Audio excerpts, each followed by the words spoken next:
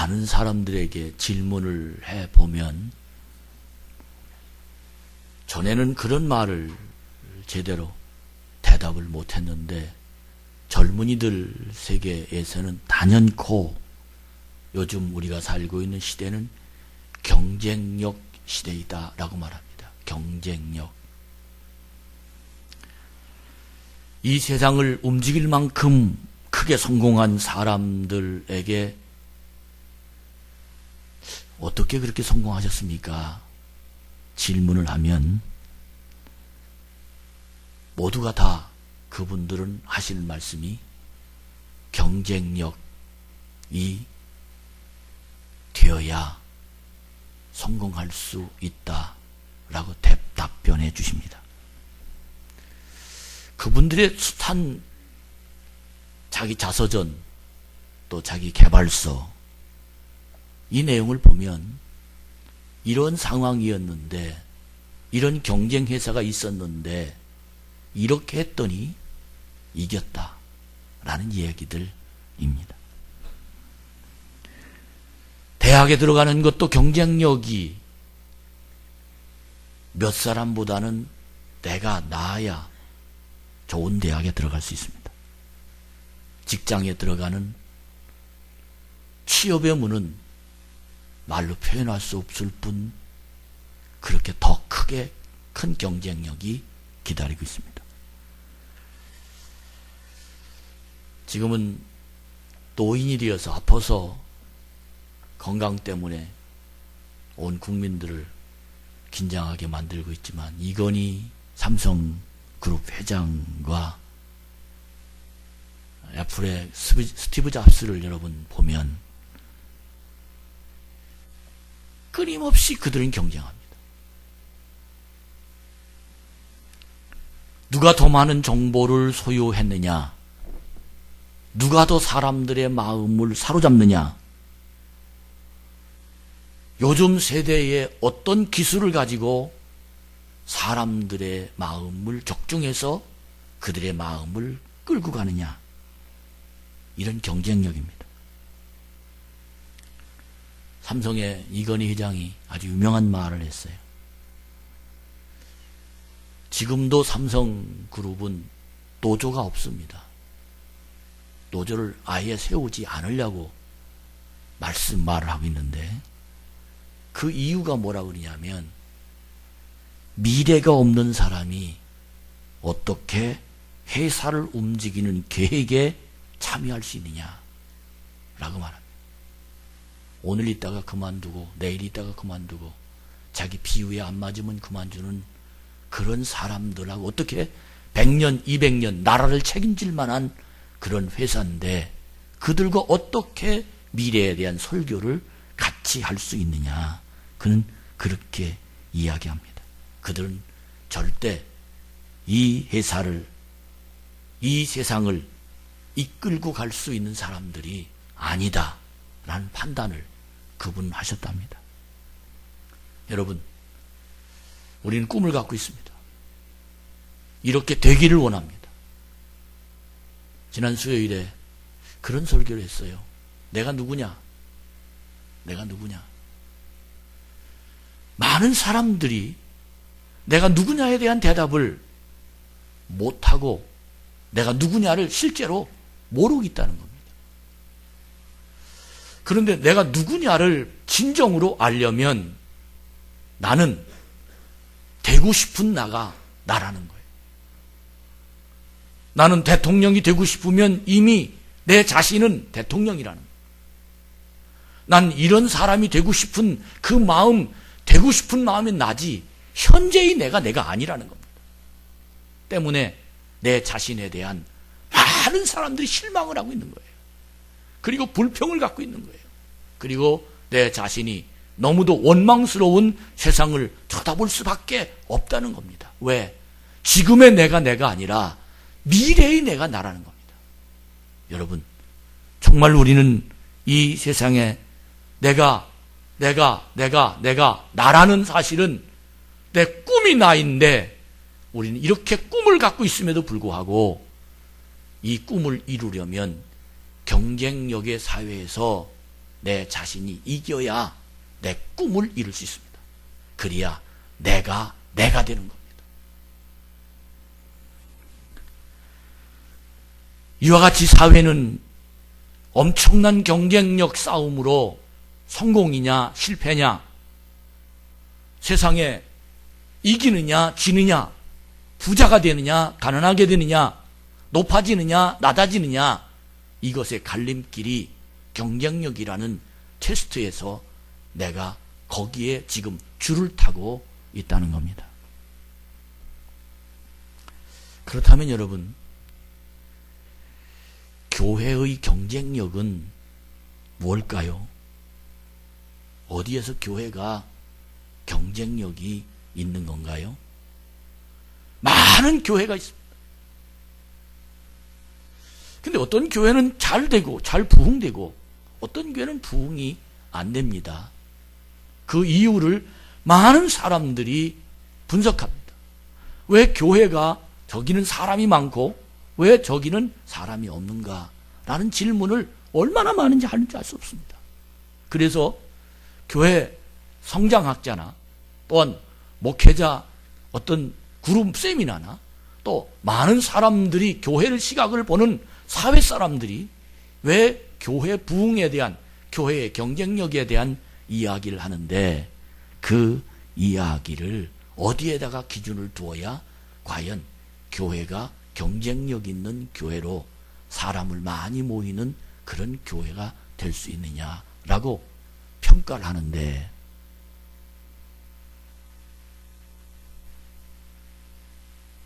그분들의 평가는 이렇게 얘기를 합니다.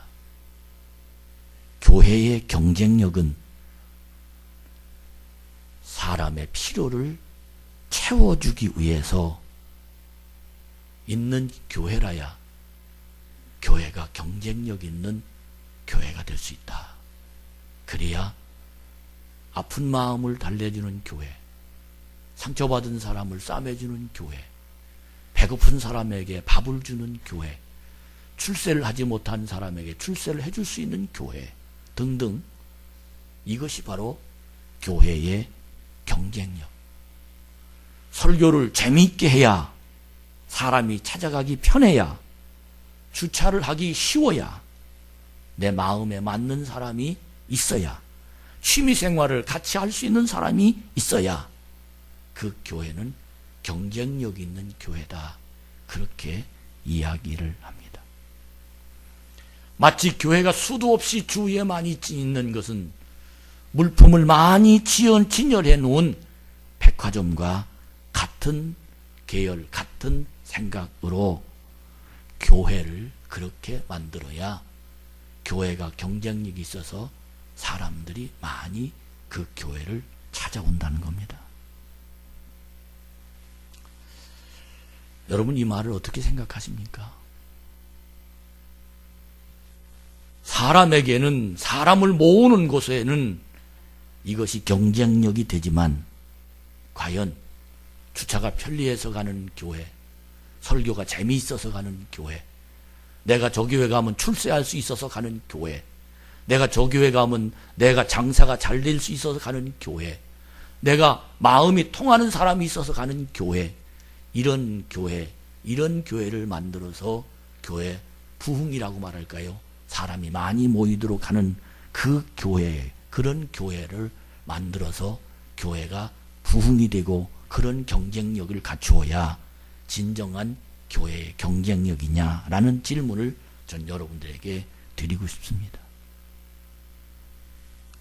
유럽의 교회가, 유럽에 여행을 가보면 거의 산꼭대기는 교회가 아름답게 지어졌습니다.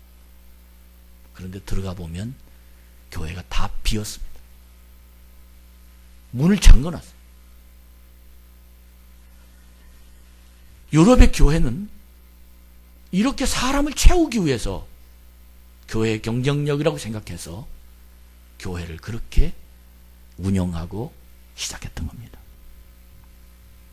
서구의 미국의 교회가 그렇게 사람들의 필요를 채워주기 위한 교회로, 유럽의 교회가 미국의 교회, 서구의 교회로 건너가서 사람들에 맞는, 사람 마음에 맞는 그런 교회로 만들려다가 결국은 미국의 교회도 지금 문을 닫는 그런 형편에 있는, 교인이 없는, 교회는 엄청나게 큰데 교인이 없는 그런 교회로 만들어 놨습니다.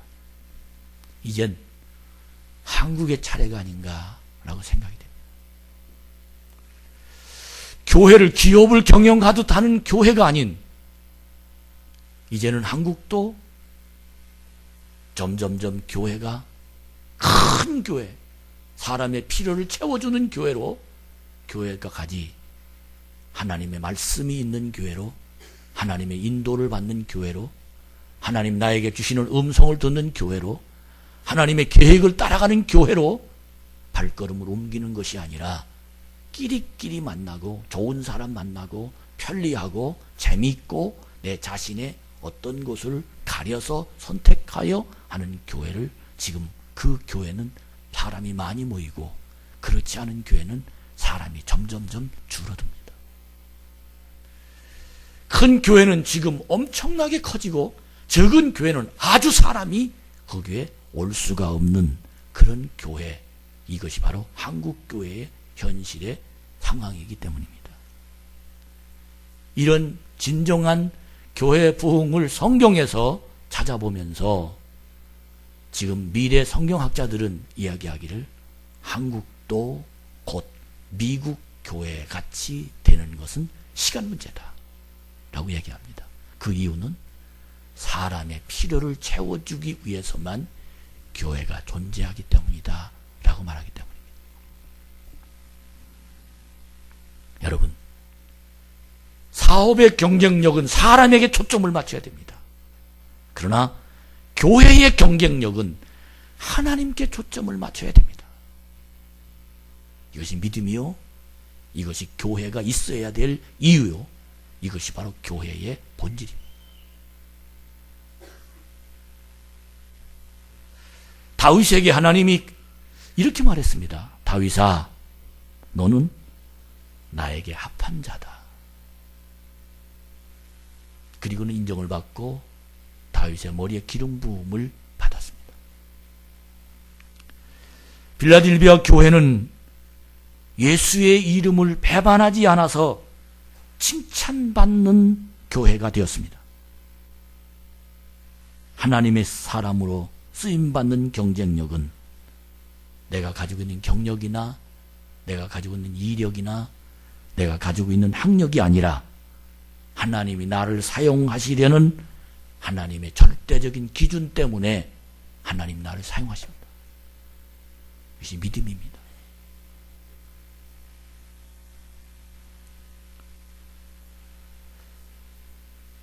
사랑하는 우리 참 좋은 교회 성도 여러분, 하나님은 오직 너이어야만 된다라는 기준이 있습니다. 내가 아니면 안 되는 그 기준이 있습니다. 이것이 사람들에게 기준이 아니라 하나님에게 기준이 있는 겁니다. 다니엘서 5장에 보면 느부갓네살 왕이 꿈을 해몽하는데 다니엘의 이야기가 나옵니다. 왕이 꿈을 꿨는데 갑자기 사람은 나타나지 않고 손가락이 나타나서 글을 씁니다. 근데 글을 내용을 보면 메네메네 데겔 우바르신이란 도대체 뜻을 알 수 없는 글이 왕의 눈에 꿈에 자꾸 글을 쓰는 거예요. 그래서 왕이 많은 신들을 접한 사람들을 모아다 놓고 이게 무슨 뜻인지 해석을 해봐라. 그랬더니 아무도 해석을 못합니다. 그때 다니엘이 탁 나타나서 왕이여, 이 내용은 하나님이 말씀하시길 당신의 저울에 달아보니까 당신이 쓰임받기에 부족하다고 합니다. 그래서 당신이 하나님의 저울에 부족하다라는 뜻을 메네메네 데겔 우바르신이란 이런 글의 해석입니다. 여러분과 제가 오늘 왜 이 장황한 경쟁력에 관한 말씀을 드리는 겁니까? 그 이유는 하나님께서는 사람을 쓰시는데 분명한 기준이 있다는 사실을 믿는 자가 되기를 축복합니다. 하나님의 교회에 들어와서 하나님의 복을 받습니다. 하나님의 교회에 들어와서 기도가 응답받습니다.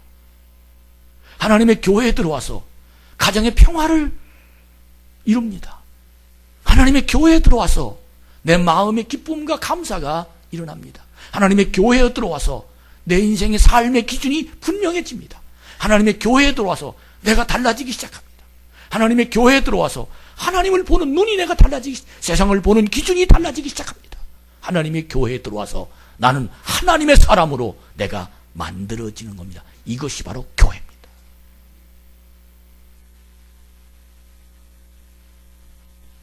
내 친구 만나러 교회 오는 것이 아니고, 내 능력을 자랑하기 위해서 교회 오는 것이 아니고,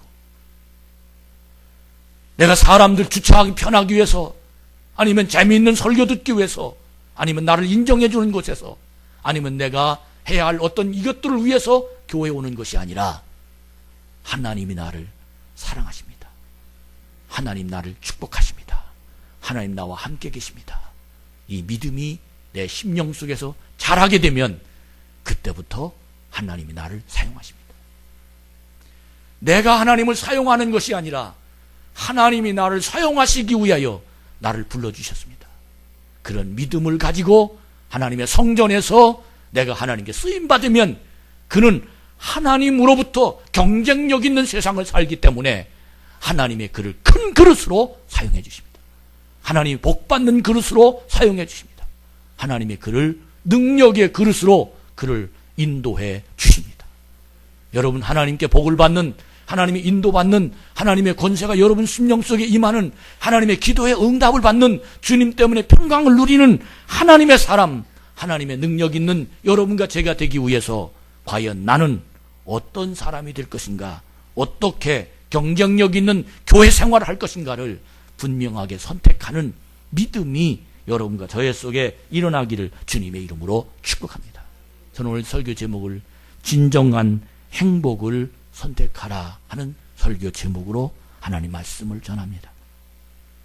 오늘부터 교회로는 2015년 새해가 시작되는 날입니다. 예수님을 기다리는 첫 강림절 앞에 촛불을 켜놨습니다. 보라색 초. 이 보라색은 고난을 상징하는데 왜 고난을 상징하느냐? 주님이 십자가에 달리시기 위해서 이 세상에 오셨다라는 이 고난을 상징한 이 강단의 드릴도 고난이라는 것을 상징하기 위해서 꽃꽂이도 고난의 보라색을 여러분에게 보여드리는 겁니다. 주님은 왜 고난을 위해서 이 세상에 오셨느냐? 주님의 십자가의 고난이 나를 살리신다는 겁니다. 그래서 우리는 많은 세상은 1월 달부터 시작되지만 우리 교회의 달력은 강림절, 예수님이 오시기 전 12월 예수님이 25일 전 네 번째 전주일부터 시작되는 예수님을 기다리는 절기, 그래서 어드벤트라는 강림절이라고 이야기를 합니다. 그래서 여러분과 저는 경쟁력 있는 내가 주님의 교회로부터 세상에 승리하고 하나님으로부터 쓰임받는 사람이 되기 위하여 우리는 주님을 기다려야 된다는 거예요. 주님이 내 속에 오셔야 된다는 겁니다. 주님이 내 안에서 나와 함께 하셔야 된다는 겁니다.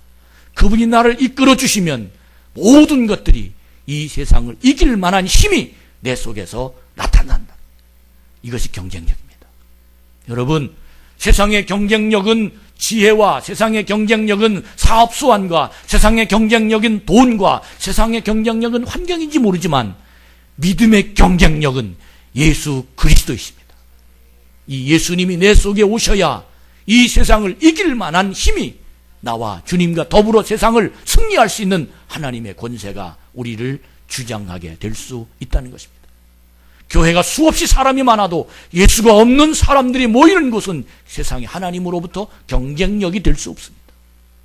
많은 교인이 많다고는 할 수 있지만 그 속에 교회 경쟁력, 예수 그리스도가 그 속에 임하지 않으면 그는 경쟁력인 신앙, 주님으로부터 쓰임받을 수 없는 사람입니다.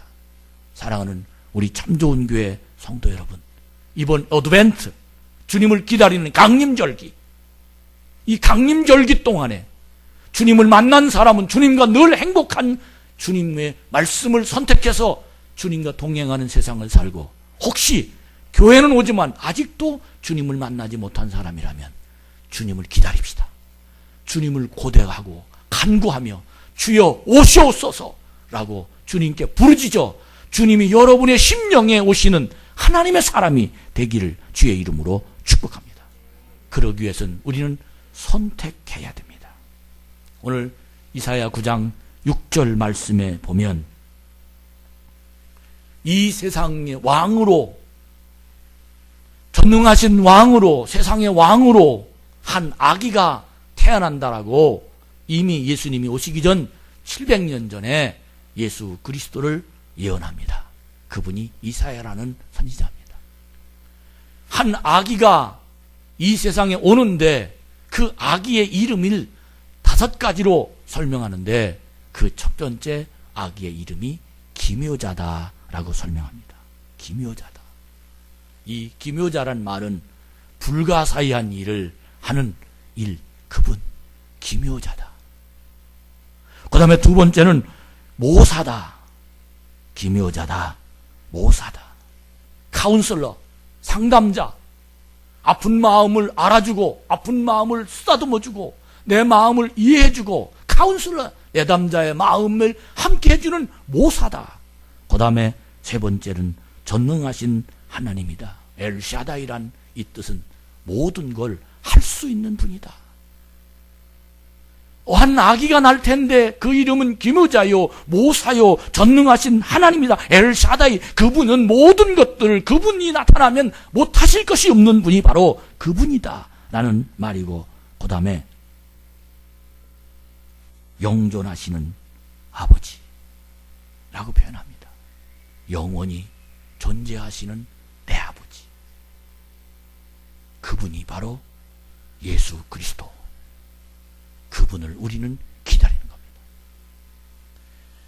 그분을 기다리다가 만난 사람들은 기묘자요, 모사요, 전능하신 하나님이요, 영존하신 아버지가 내 안에 오셨습니다. 그래서 그분은 경쟁력 있는 세상을 살 수 있습니다. 그분이 나와 함께 하십니다. 그분이 나를 이끌어 가십니다. 그분이 내 속에 계십니다. 그분이 나를 이끌어 가십니다. 그분이 내 기도를 들어주십니다. 그분이 내 인생을 책임져 주십니다.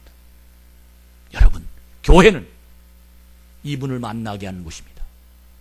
교회는 이분을 나의 아버지로 모시도록, 교회는 이분을 영접하도록 말씀을 전해주는 이 자리가 교회의 강단입니다. 그분이 나에게 말씀하십니다. 이 말씀을 듣는 하나님의 사람으로 여러분과 제가 하나님의 능력이 되어지기를 주의 이름으로 축복합니다. 영어 성경으로 이걸 읽어보면 Wonderful Counselor Mighty God, 이 말은 쉽게 말해서 놀라우신 상담자, 놀라우신 내 마음을 너무도 잘 아시는 분, 전능하신 나의 왕. 사랑하는 여러분, 그분을 못 만나신 분은 기다리면서 만납시다. 그분을 만난 자들이 모여있는 예배는 경쟁력 있는 예배입니다.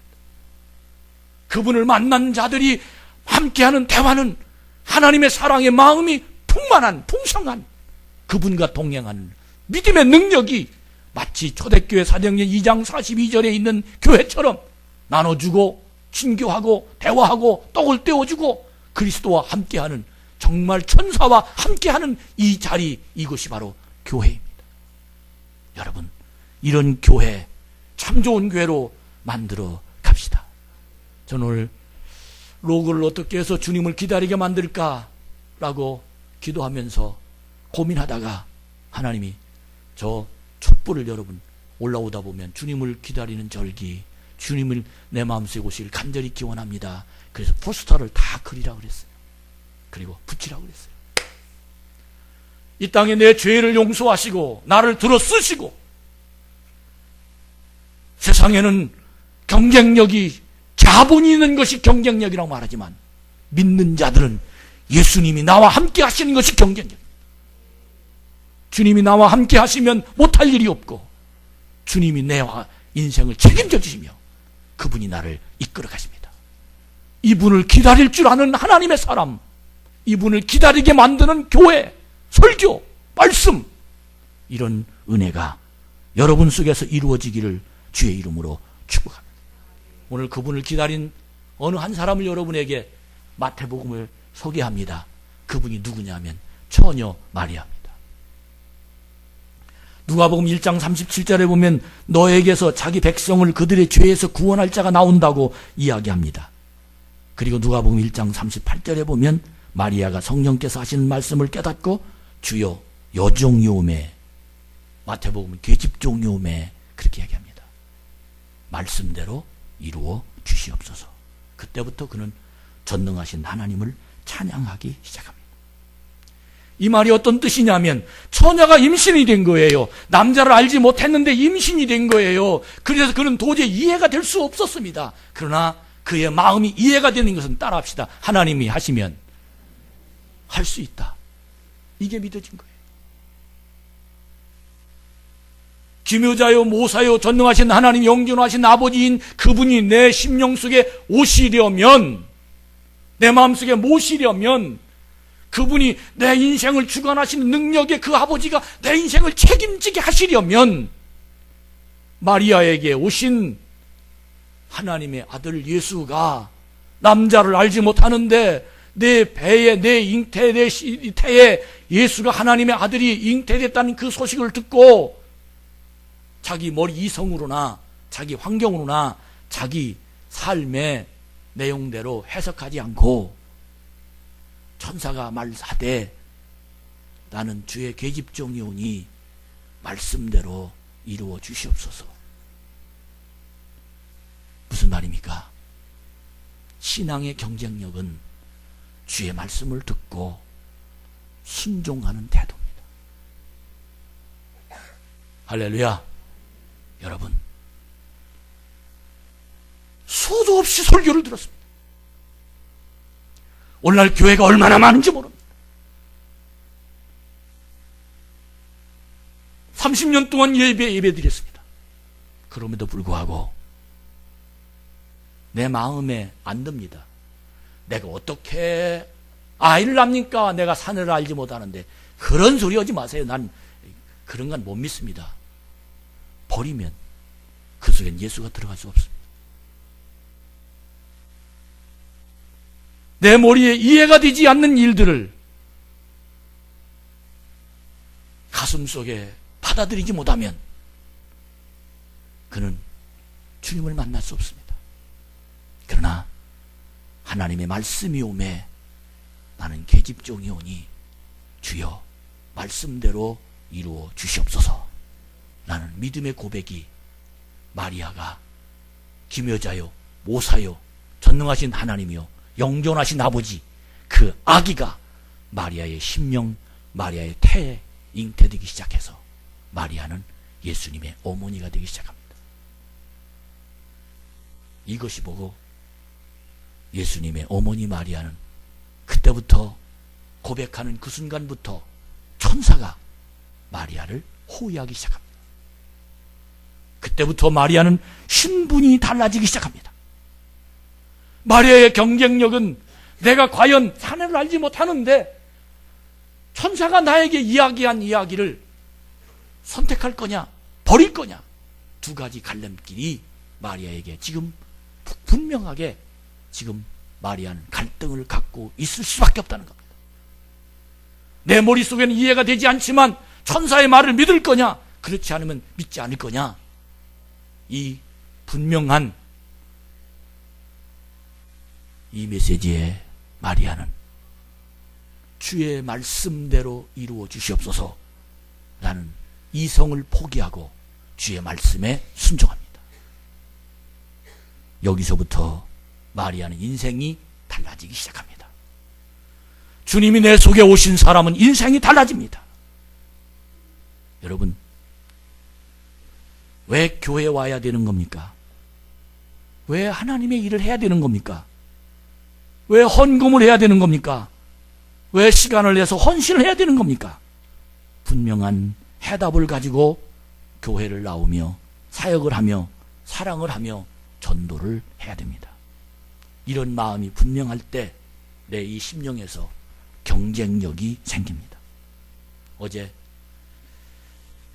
마르다들이 두세 명이 와서 오늘 여러분들이 먹을 음식을 준비했어요. 멀리서부터 와가지고 참 감동이 돼요. 루디 아들이 어제 총회를 하기 위해서 많은 사람들이 모였습니다. 또 우리 장로님들이 주일 주변을 청소하고 이런 모습들을 가만히 제가 설교를 준비하고 또 주일 준비하는 토요일 모든 사람들을 보면서 저분들이 왜 저 일을 할까? 왜 시간이 없는데 와서, 왜 여러 가지 건강이 피곤하고 힘든데 왜 저 일을 할까? 전 분명히 믿습니다. 그의 마음속에 주님이 오셨습니다. 할렐루야. 그분은 예수님을 선택한 사람입니다.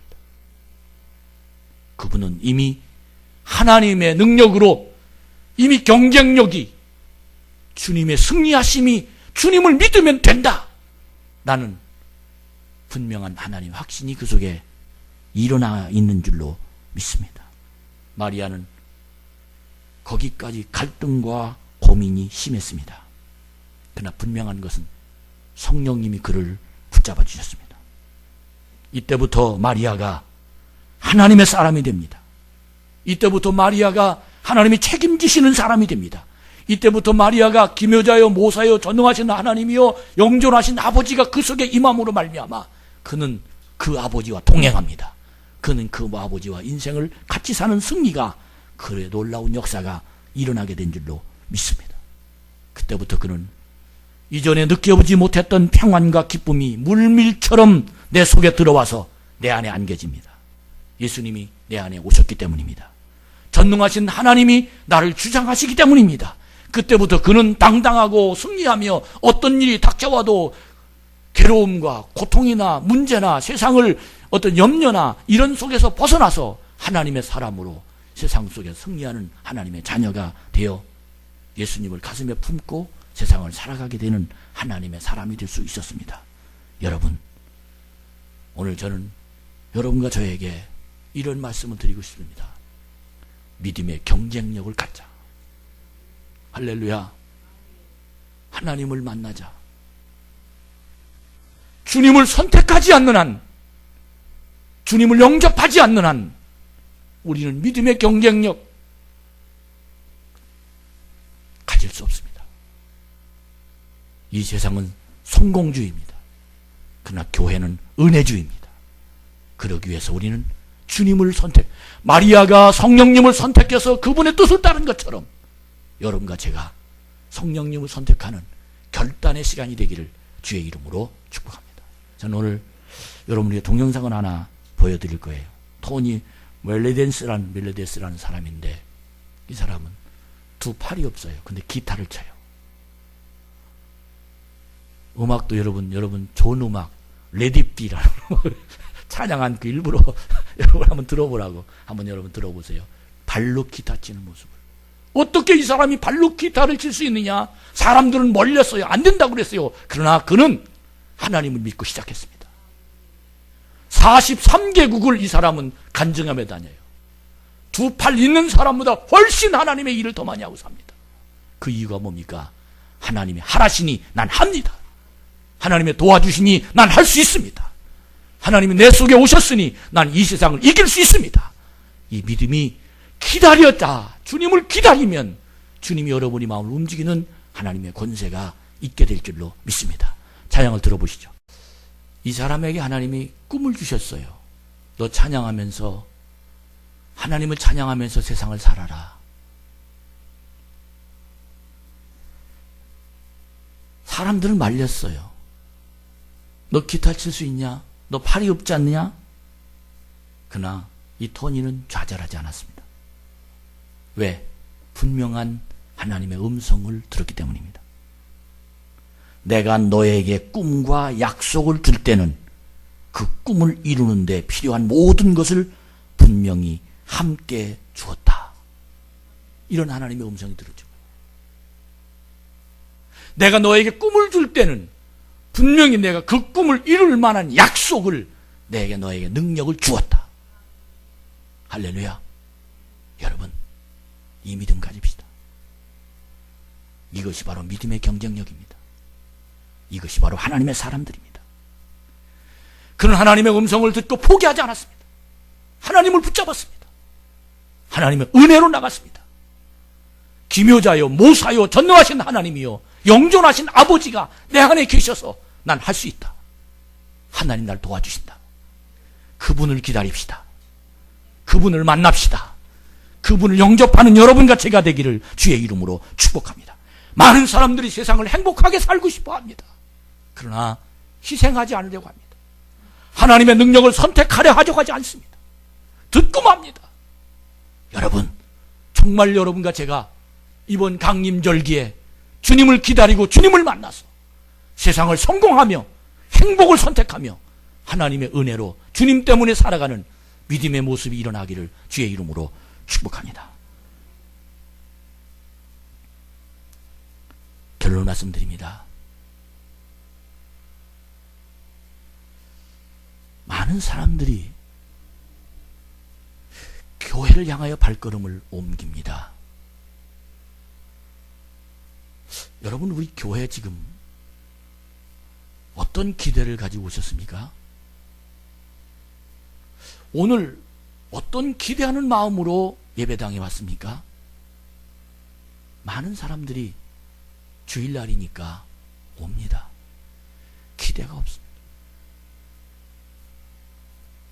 저는 오늘 예수님을 만나려고 기대하면서 오는 사람에게는 주님이 그를 만나주십니다. 근데 기대가 없이 주님이 내 안에 오시면 교회의 경쟁력은 주님 만나는 겁니다.